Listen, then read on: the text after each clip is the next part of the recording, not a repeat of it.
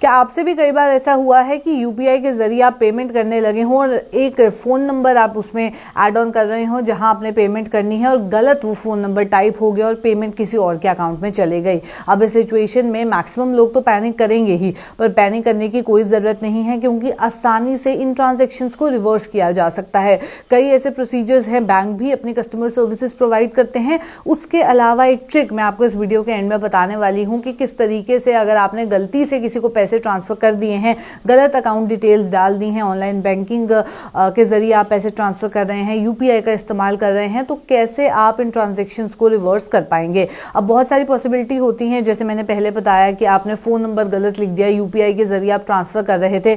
दूसरी सिचुएशन ये होती है कि आप बैंक के जरिए जब ऑनलाइन पेमेंट कर रहे हैं या इवन ऑफलाइन भी कर रहे हैं, पर बैंक के जरिए आप जाके वहां पे कोई अकाउंट नंबर लिखते हैं और वो पेमेंट आप ट्रांसफर करते हैं। उसमें भी दो पॉसिबिलिटीज होती हैं। पहला ये कि वो अकाउंट नंबर ही गलत होता है, वो अकाउंट नंबर एग्जिस्ट ही नहीं करता और आपकी पेमेंट होती ही नहीं है। दूसरी सिचुएशन ये होती है कि अगर वो अकाउंट नंबर एग्जिस्ट करता है, चाहे वो उसी पर्टिकुलर बैंक में हो या किसी और बैंक में हो, और उस केस में जब पेमेंट हो जाती है तो आप किस तरीके से उन पेमेंट्स को रिवर्स कर सकते हैं, इस सब के बारे में आपको बता दूं। कई बैंक्स जो हैं वो अपनी कस्टमर सर्विसेज प्रोवाइड करते हैं। जैसे अगर बैंक ऑफ बड़ौदा की बात की जाए तो वो ये सर्विसेज प्रोवाइड करते हैं। आपको उनके कस्टमर केयर नंबर पे कॉल करना है आसानी से, और वहां पे आप उन्हें अपनी डिटेल्स बताएंगे, ट्रांजैक्शन की बताएंगे कि आपने गलत जो है वो कर दी है। कंप्लेंट आप एक फाइल करेंगे या रिक्वेस्ट करेंगे, कंप्लेंट नंबर के लिए आप फाइल जो है पहले करेंगे, और उसके बाद आप कस्टमर केयर टीम को मेल करेंगे अपनी डिटेल्स की कि आपने जो ट्रांसफर किया है वो इनकरेक्ट है, उसकी डिटेल्स आपको एक बार मेल करनी होगी।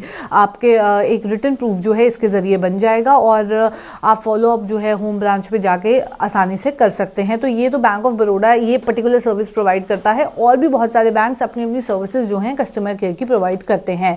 अब कई बार लोग जो है गलत ट्रांसफर कर देते हैं, कोई सिली सी मिस्टेक हो सकती है, अकाउंट नंबर कॉपी करने में गलती हो सकती है। क्या इसका प्रोसेस रहेगा, कैसे आप इसको रिट्रीव कर पाएंगे, क्या वो पैसे आपको वापस आएंगे भी या नहीं आएंगे, अगर नहीं आएंगे तो क्या आपको लीगल एक्शन लेना पड़ेगा, या आप आसानी से गवर्नमेंट वेबसाइट का इस्तेमाल करके भी वो पैसे जो है वापस ले सकते हैं। इसके बारे में भी आपको बता दूं। अगर बात की जाए एसबीआई की, तो एसबीआई भी आपको बेनिफिट देता है कि आप जो है अगर गलत ट्रांसफर करते हैं तो आप वो पैसे के लिए आप कंप्लेंट डाल सकते हैं कि आपने इनकरेक्ट ट्रांसफर किया है। अगर आप एसबीआई के कस्टमर हैं, आपने एसबीआई से गलत ट्रांजैक्शन कर दी है, किसी और को पैसे भेजने थे, किसी और को भेज दिए हैं, तो इस रिगार्ड में पहले तो आप ब्रांच को जो है विजिट कर सकते हैं और एक कंप्लेंट रेज कर सकते हैं। क्या वेबसाइट है आपको बता दूं, crcf.sbi.co.in।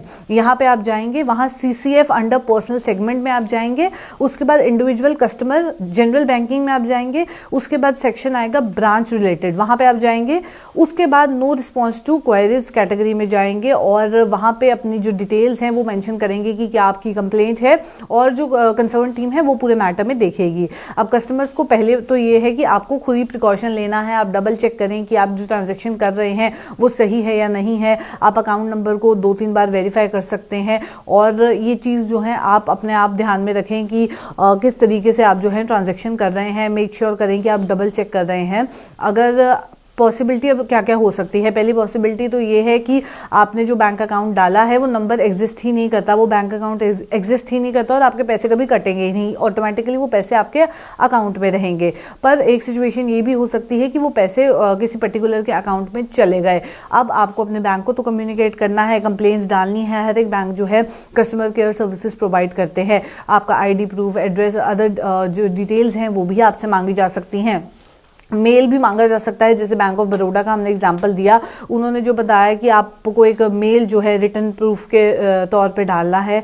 और एक सिचुएशन ये भी हो सकती है कि आपने जिसके अकाउंट में पैसे डाले हैं, जिसके पास गलती से पैसे चले गए, आप उससे डायरेक्टली कांटेक्ट कर सकते हैं, बैंक से डिटेल्स दे सकते हैं कि आपने गलत जो है पैसे ट्रांसफ़र कर दिए हैं, और आप उस व्यक्ति से कॉन्टैक्ट करें। अगर तो वो अग्री कर जाता है तो आपको 8 से 10 वर्किंग डेज में पैसे जो हैं वापस आ जाएंगे। पॉसिबिलिटी है कि वो उसी पर्टिकुलर बैंक के मेंबर है या फिर आपका अकाउंट जो है किसी और बैंक में है, तो पूरे प्रोसेस को 8 से 10 दिन लग सकते हैं। पर एक सिचुएशन ये भी हो सकती है कि वो व्यक्ति अग्री ना करे आपको पैसे देने के लिए, तो इसमें आप लीगल एक्शंस भी ले सकते हैं।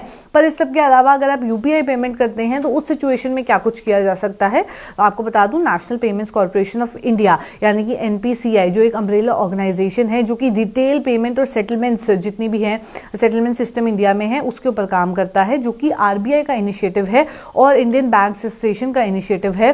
Payment and settlement system act 2007 के प्रोविजंस के तहत इसे बनाया गया है। पेमेंट इंफ्रास्ट्रक्चर को इंडिया में जो है ये ओवरऑल देखता है। अब इसमें आप क्या कैसे कर सकते हैं, कंप्लेंट डाल सकते हैं, ये भी आपको बता दें। आपको पहले इनकी वेबसाइट पे जाना है, होम पे जाना है, उसके बाद आपको सेक्शन आएगा व्हाट टू डू। आप जब इनकी टैब खोलेंगे तो फ्रंट में ही आपको लेफ्ट राइट साइड पे, राइट अपर साइड पे व्हाट टू डू मिल जाएगा। उसमें आपको यूपीआई डिस्प्यूट रिड्रेसल मैकेनिज्म में जाना है। उसके बाद आप अपनी कंप्लेंट डाल सकते हैं, यूपीआई ट्रांजैक्शन जो है उसके बारे में आप कंप्लेंट डाल सकते हैं। एंड यूजर कस्टमर जो है वो सिलेक्ट कर सकता है कौन सी यूपीआई ट्रांजैक्शन है और कंप्लेंट उसमें डाल सकता है। पहले कंप्लेंट जो है वो रेलिवेंट टीपीएपी में जो है उसमें रेज की जाएगी और जितनी यूपीआई रिलेटेड ग्रीवेंसेस हैं, कंप्लेंट्स हैं उसके बारे में। और उसके बाद ब्रॉडर एस्पेक्ट पे जो है अगर यूपीआई ट्रांजैक्शन टीपीएपी ऐप के थ्रू हुई हो और पीएसबी बैंक या टीपीएपी के थ्रू हुई हो तो इसमें आप कर सकते हैं।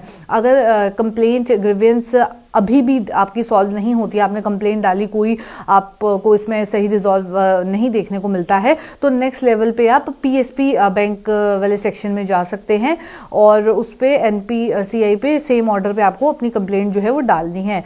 इन ऑप्शंस को आप एक्सरसाइज कर सकते हैं। And user customer banking BO को जो है वो भी अप्रोच कर सकता है या फिर डिजिटल कंप्लेंट्स के लिए भी जो है अप्रोच किया जा सकता है। कंप्लेंट ट्रांजैक्शन की, चाहे फंड ट्रांसफर की हो या मर्चेंट ट्रांजैक्शन की हो, यानी कि कमर्शियल या फिर नॉर्मल ट्रांजैक्शन भी हो, दोनों के लिए कंप्लेंट आप इसमें कर सकते हैं। तो ये एक आसान तरीका है जो कि गवर्नमेंट इनिशिएटिव है एनपीसीआई का, उसमें जाके भी आप कंप्लेंट डाल सकते हैं। आपकी कंप्लेंट को ध्यान दिया जाएगा, अगर वो रेलिवेंट लगी तो आपका जो ट्रांजैक्शन है वो भी रिवर्स कर दी जाएगी। तो यानी कि अब आप अगर कोई ट्रांजैक्शन गलत भी कर देते हैं तो पैनिक करने की जरूरत नहीं है, क्योंकि मैक्सिमम लोग इस सिचुएशन में पैनिक ही करते हैं कि उनके पैसे जो हैं वो चले गए।